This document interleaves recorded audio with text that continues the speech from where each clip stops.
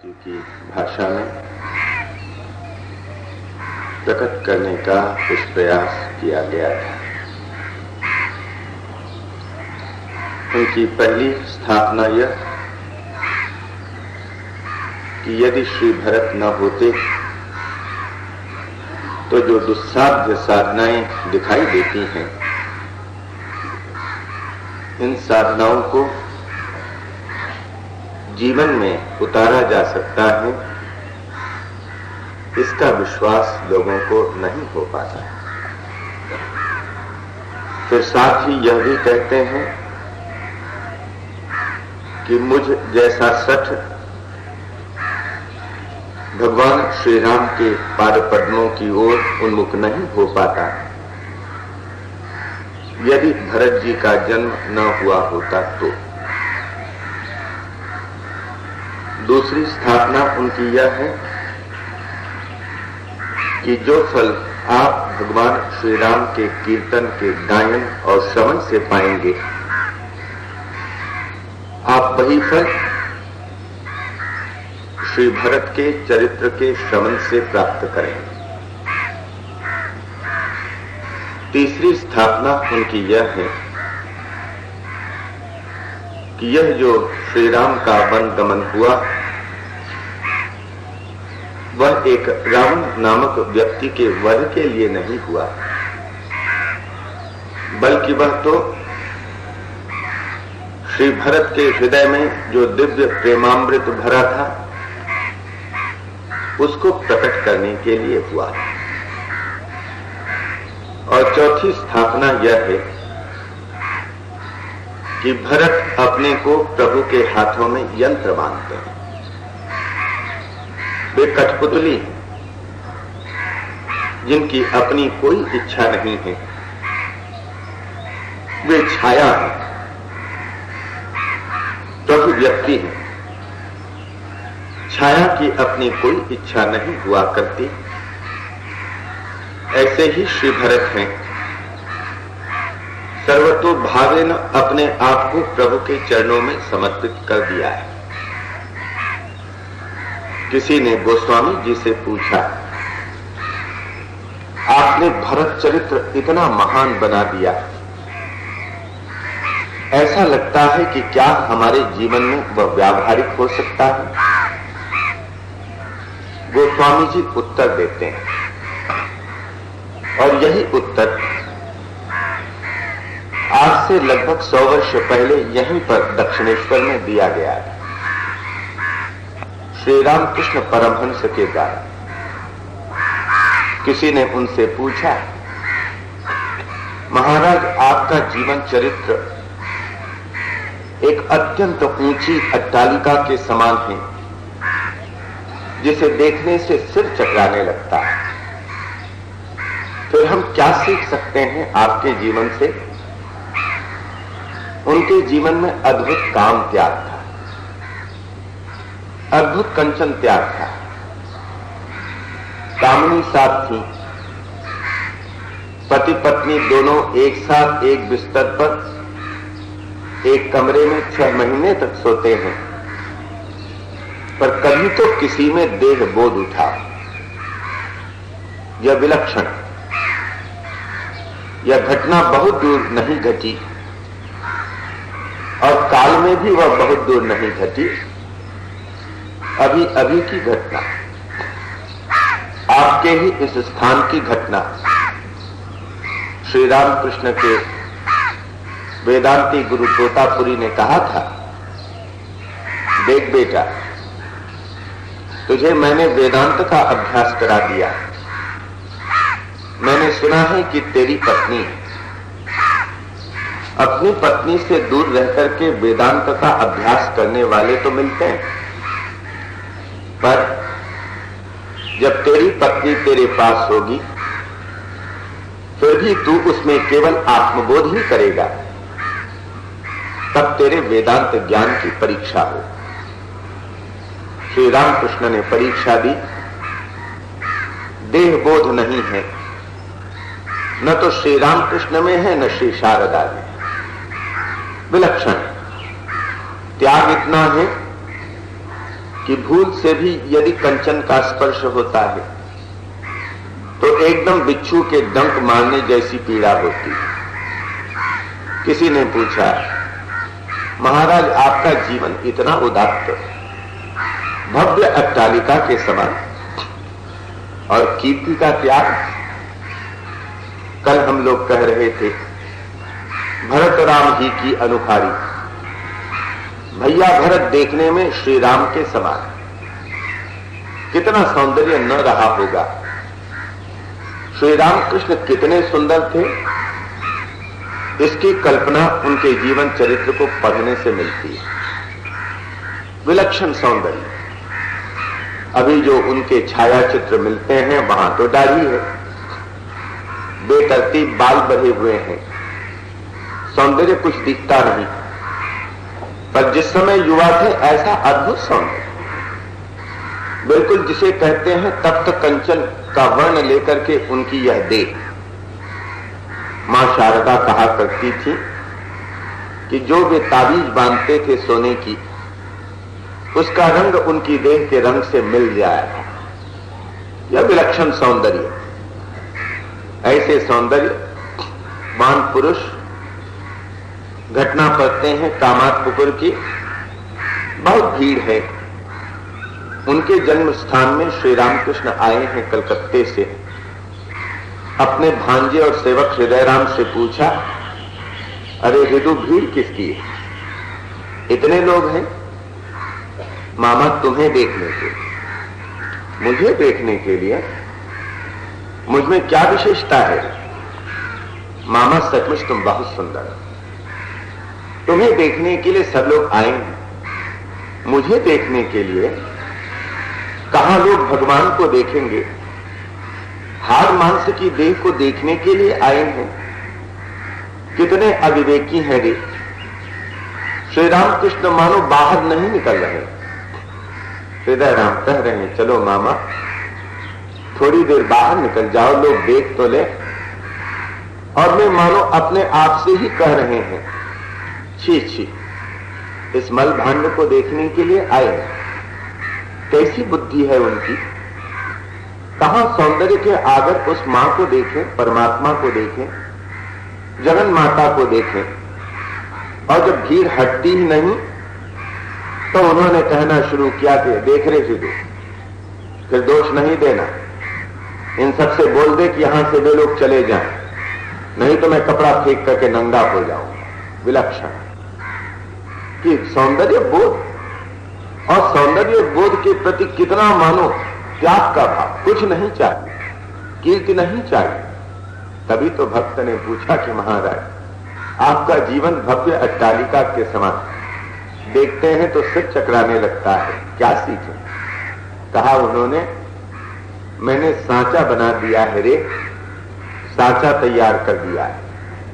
अब तुम लोगों की जितनी शक्ति है उस सांचे के अनुसार अपना जीवन गढ़ लो। यही उत्तर गोस्वामी जी का भी है कि भरत का चरित्र इतना महान, ऐसा लगता है कि ऐसी महत्ता हमारे कुछ काम आ सकती है या नहीं आ सकती। गोस्वामी जी कहते हैं कि हमने सांचा तैयार कर दिया, अब इस सांचे में जितना संभव हो सकता है अपने जीवन को ढालने का प्रयास कर लें। ऐसा न कहें कि ऐसा कोई मनुष्य नहीं हो सकता। यही बताने के लिए भरत का जन्म हुआ है कि ये सारी बातें जीवन में उतारी जा सकती हैं, ऐसा जीवन बन सकता है। मनुष्य अपने को भगवान के हाथ में यंत्र स्वरूप मान सकता है। मानो यही दिखाने के लिए श्री भरत का जन्म होता है। यह गोस्वामी जी की बहुत अद्भुत स्थापना है। और इसी कारण चूंकि भरत पृष्ठभूमि में रहना चाहते हैं, लोगों को भ्रम हो जाता है। लक्ष्मण वैसे नहीं, उनमें तेजस्विता है। वे अपने श्री राम के प्रति प्रेम को दबा नहीं सकते। उनके प्रेम में उत्कटता, प्रखरता, पर भरत छिपाते हैं। जैसे दोहावली रामायण में संकेत दिया गया, सरयू तीर पर खेल खेलना था, अब खेलने के लिए दो दल बनेंगे। तब तो दो दल बनेंगे तो एक एक दल में सदस्य होंगे। तो जो ही दल बनेंगे और खेलने वाले सदस्यों का चुनाव होगा कि श्री लक्ष्मण जाकर के श्री राम के पास खड़े हो जाते हैं। वे कहते हैं कि मैं तो प्रभु की ओर से खेलूंगा। विरोध पक्ष में यदि खेलने के लिए कहो तो मैं नहीं खेलूंगा, मैं दर्शक बना रहूंगा। यदि खेलूंगा तो प्रभु की ओर से खेलूंगा। श्री भरत की भी भावना उसी प्रकार की है, पर लक्ष्मण के समान अपनी भावना को प्रकट नहीं कर पाते हैं। वे छिपा करके रखते हैं, दबा करके रखते हैं। और जिस समय लक्ष्मण तो जाकर के प्रभु के बाजू से खड़े हो गए, अब क्या करेंगे, खेल तो होना ही है।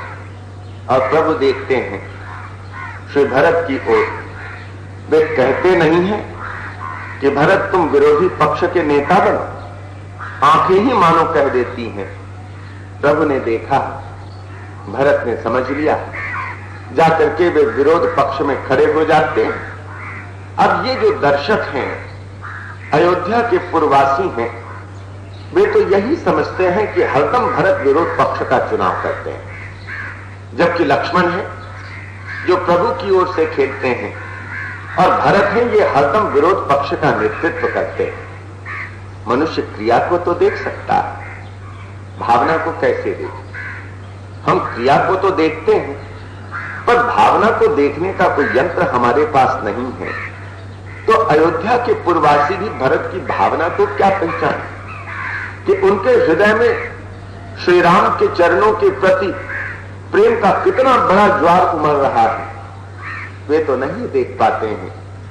वे तो यही देखते हैं कि भरत जाकर के विरोध पक्ष में खड़े हो गए, खेल शुरू हो गया है, बस यही वे देखते हैं। यही हम पढ़ते हैं और सुनते हैं और यह विचार करते हैं और देखते हैं कि भरत की सबसे बड़ी त्याग की भावना निहित है। किसी ने कहा भरत से, क्यों, आप भी तो लक्ष्मण जी के समान प्रभु से कह सकते हैं कि प्रभु मैं क्या हरदम विरोध पक्ष में खेलूं, एक बार तो मैं आपकी तरफ से खेलना चाहता हूं। यह लक्ष्मण बारंबार जाकर के प्रभु के पास खड़े हो जाते हैं।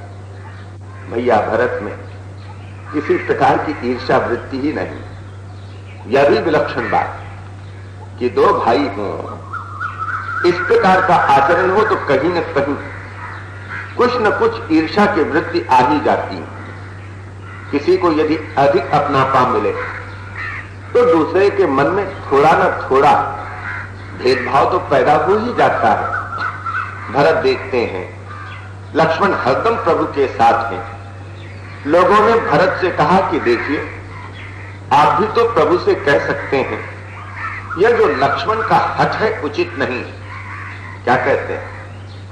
वे लक्ष्मण की निंदा नहीं करते, बल्कि लक्ष्मण के प्रति उनका प्यार और भी बढ़ जाता है। कहते हैं वे, लालन जोग लखन लघुलोने, भेन भाई अस अहि न होने। वे तो लालन के योग्य हैं, छोटे भाई हैं, और ऐसा छोटा भाई न तो कभी हुआ था और न तो कभी किसी को प्राप्त होगा। वे तो केवल प्यार ही प्राप्त करने के पात्र हैं। अद्भुत है भैया यह लक्ष्मण, इनके समान भाई नहीं मिल सकता। विलक्षण ईर्ष्या वृत्ति का अभाव कि प्रभु का कितना ख्याल करते हैं लक्ष्मण, कितनी बड़ी सेवा करते हैं। ठीक है, और इसीलिए यह उचित है कि श्री लक्ष्मण को प्रभु का संग हरदम प्राप्त होता है। क्यों आपको नहीं? मोहि अनुचर करके चित बाता। मैं तो एक अनुचर हूं सामान्य सा, और अनुचर की अपनी कोई इच्छा तो नहीं होती, वह तो स्वामी जैसा चाहे अनुचर वैसा करता है। तो बस प्रभु की जैसी इच्छा है, उनकी इच्छा में ही मेरी इच्छा भी निहित है। तो भरत जी क्या मानते हैं कि प्रभु का खेल हो, संपन्न हो, मुझे विरोध पक्ष से ही क्यों न खेलना पड़े। प्रभु भले ही मुझे संकेत देते हो कि भरत तुम विरोध पक्ष से खेलो, क्योंकि लक्ष्मण तो मेरी तरफ से खेलना चाहता है, भरत को इसमें कोई आपत्ति नहीं। यद्यपि हृदय में भावना उतनी ही प्रबल है जितनी प्रबल लक्ष्मण के हृदय में, कि मैं भी प्रभु की ओर से खेल पाता।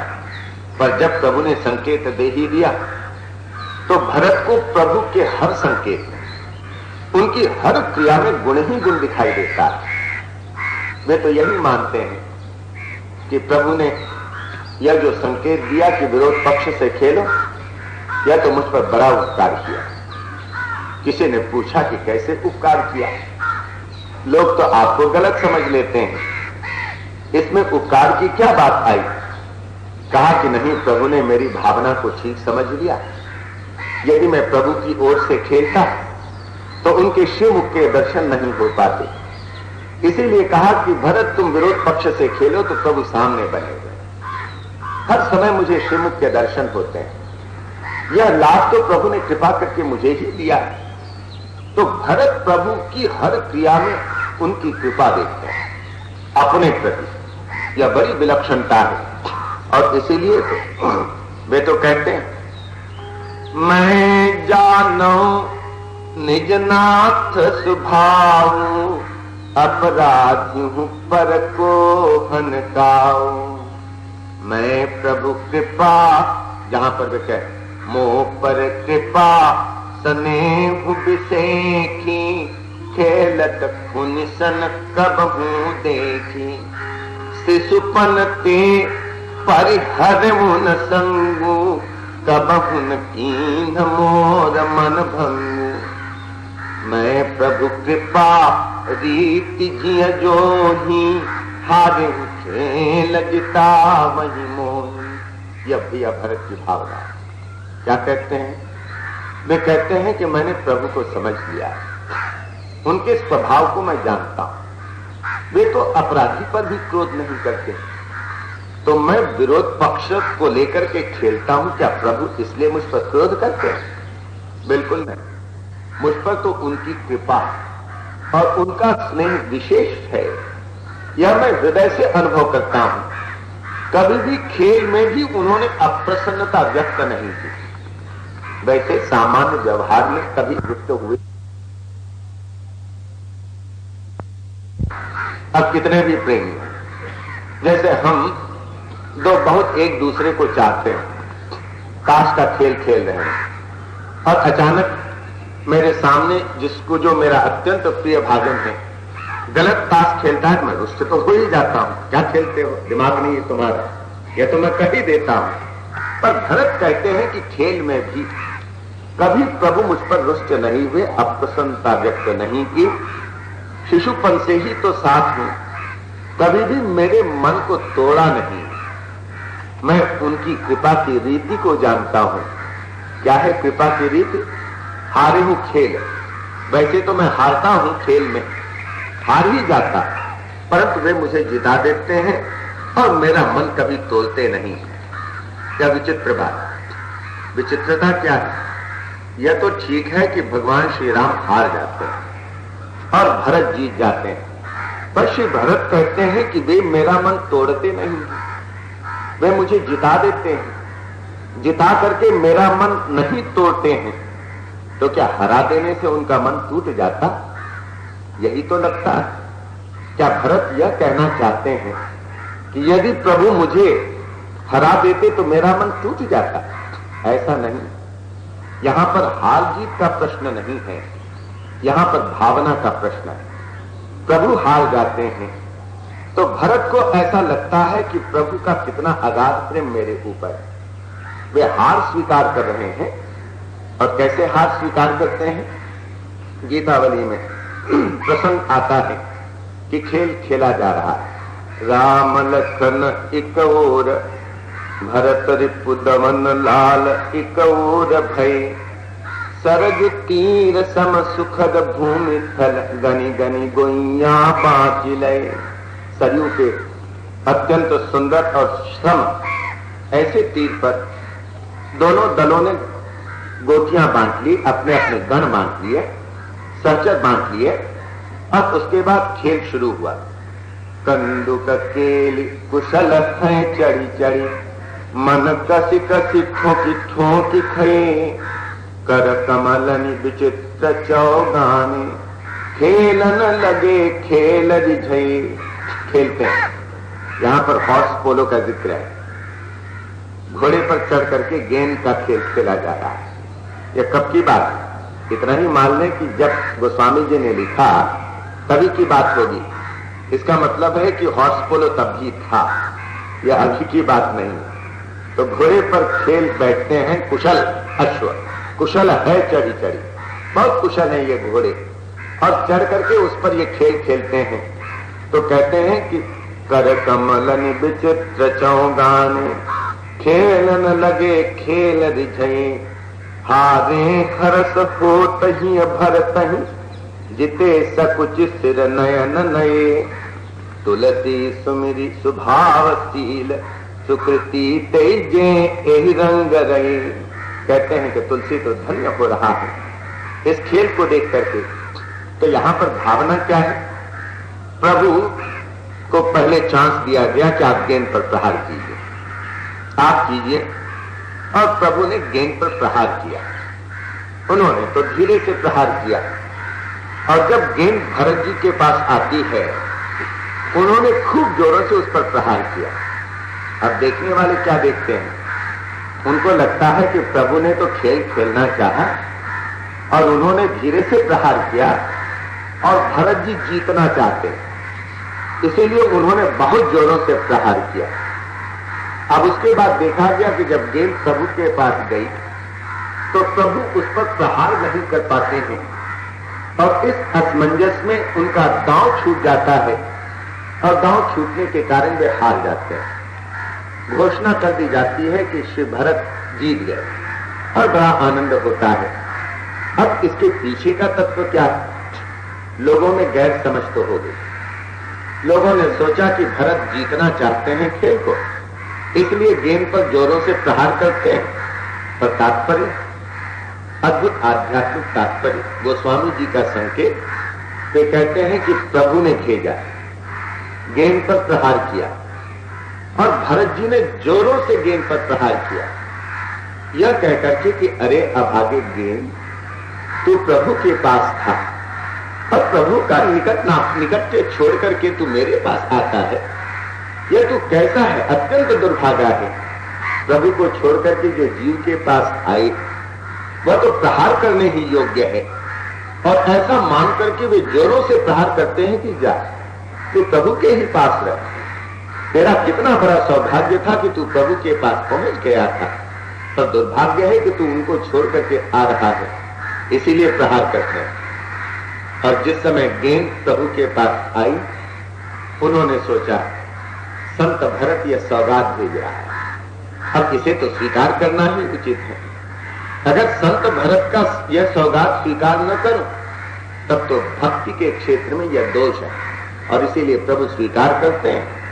स्वीकार करते हैं माने असमंजस में पड़ते हैं, वे प्रहार नहीं कर पाते, और फल यह होता है कि भैया भरत जीत जाते हैं, प्रभु हार जाते हैं। तो वही कहा, एक कहत भई हारि राम जुकी, एक कहत भैया भरत जये, पाई सखा सेवक जाचक भरी, जन्म न दूसरे द्वार गए। अत्यंत हर्षित हो गए प्रभु, और भरत जी भी अत्यंत हर्षित, क्योंकि उन्होंने देख लिया कि प्रभु ने भावना को पकड़ लिया। भरत की जो भावना थी उसको प्रभु ने स्वीकार कर लिया है, इसलिए भरत हर्षित, और भरत के हर्ष को देख करके प्रभु हर्षित। अब यह जो अद्भुत इन दो प्रेमियों का खेल है, इसको तो दर्शक नहीं समझ पा रहे हैं। वे तो यही सोचते हैं कि हार जीत का खेल चल रहा है, और जब भैया भरत जीते तो उनकी जीत की खुशी में प्रभु ने सब कोष खुलवा दिया, जिसने जो मांगा उसने वही प्राप्त किया। तो तुलसी ने कहा कि मैं भी वहां था। किसी ने तुलसी से पूछा कि तुलसी जी, आप तो ऐसा लिखते हैं जैसे सब कुछ आपकी आंखों के सामने हुआ है। गोस्वामी तुलसीदास जी ने कहा कि इसमें संदेह क्या है, मैं भी वहां था। अच्छा, आप भी वहां थे, तो फिर आपको भी कुछ मिला होगा कोष में से। तुलसी ने कहा कि मुझे भी मिला। तो क्या मिला? अरे भाई, जिसने जो मांगा उसको प्रभु ने वही दिया। तो मैंने भी एक चीज मांगी, और प्रभु ने कृपा करके मुझे वह चीज दी। तुलसीदास तह जान सो अवसर भगत दान बर मांगी लियो। सो अवसर देखा तुलसी ने, प्रभु से भक्ति का वरदान मांगा और कृपा करके प्रभु ने भक्ति का वरदान दे दिया। तो यह गोस्वामी तुलसीदास जी की दृष्टि और यह भरत जी के चरित्र का उन्नयन, वह भाव की लीला, भाव का खेल, यह वे हरदम हमारे समक्ष रखना चाहते हैं कि यह है जिसको हम कहेंगे। और ये कैसे थे? ये जो भरत जी थे, अपने भाव को छिपाने वाले, बाह्य चेष्टाएं ऐसी लगती थी, लोग देख करके सोचते थे कि ये श्री राम के विरुद्ध जा रहे हैं। जैसे वह एक घटना जिसमें ऐसा संकेत देखा जाता है कि शायद प्रभु के वनगमन में श्री भरत का हाथ है। विवाह हो गया, जनकपुर से लौट आए। प्रसंग कहता है कि उसके बाद भरत ननिहाल गए और तब तक नहीं लौटे जब तक प्रभु का वनगमन नहीं हो गया और महाराज श्री दशरथ की मृत्यु नहीं हो गई। तब उसके बाद खबर भेजी जाती है और श्री भरत शत्रुघ्न लाल के साथ वापस आते हैं। यह हम पढ़ते हैं कितना बड़ा अंतरा कि विवाह हुआ, उसके बाद जो चले गए ननिहाल में, लौट करके नहीं आए। कुछ लोग ऐसा इस पर से टीका करते हैं कि भरत जी का कोई संकेत रहा होगा, इसीलिए इतनी दूर, इतने लंबे समय तक के लिए वे अयोध्या से बाहर गए। पर बिल्कुल उल्टी बात, भरत जी बिल्कुल उल्टा ही करना चाहते थे। जैसे भरत जी जानते थे जिस समय अंबा कैकेयी का विवाह महाराज श्री दशरथ के साथ हुआ, कुछ विचित्र परिस्थितियों में हुआ। कैकेयी नरेश ने कुछ शर्तें रखी और प्रमुख शर्त यह थी कि कैकेयी के गर्भ से जो पुत्र होगा वही इस अयोध्या के राज का उत्तराधिकारी होगा। और हम यह पढ़ते हैं कि महाराज दशरथ ने उस शर्त को स्वीकार कर लिया। श्री भरत जानते थे अब उनके जीवन में यह बहुत बड़ा द्वंद्व है।